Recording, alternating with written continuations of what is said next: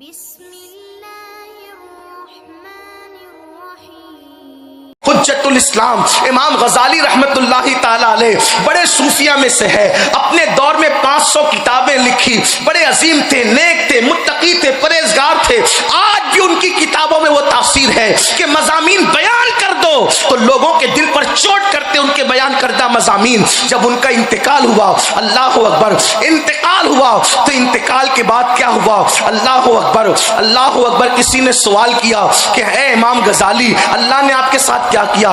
فرمایا بیٹا ساری عبادتیں تو درجے بلند کر گئی، ساری کتابیں لکھنا تو درجے بلند کر گئی، ساری نیکیاں تو درجے بلند کر گئی، مغفرت اس بات پر ہوئی جس کی توقع نہ تھی۔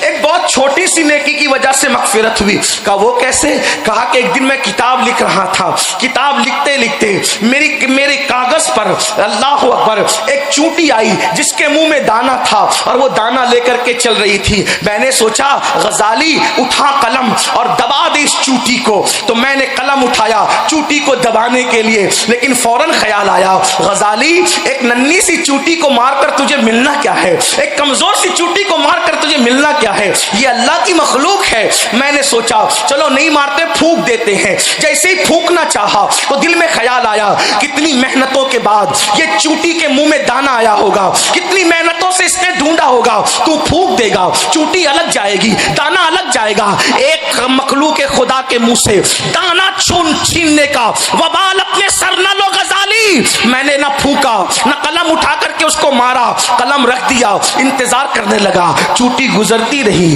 گزرتی رہی گزرتی رہی، حتیٰ کہ چونٹی گزر گئی۔ اتنے دیر تک میں اپنے کام میں مصروف نہ رہا اور وہ چونٹی کو میں نے گزرنے دیا۔ بس اتنا ہی تھا، میرے اللہ کی بارگاہ میں پہنچا تو رب نے فرمایا غزالی میری مخلوق کمزور تھی اور تو نے رحم کیا، جا تو کمزور اور ہم طاقت والے ہیں، ہم نے تجھ پہ رحم کیا اور تیری مغفرت فرما دی۔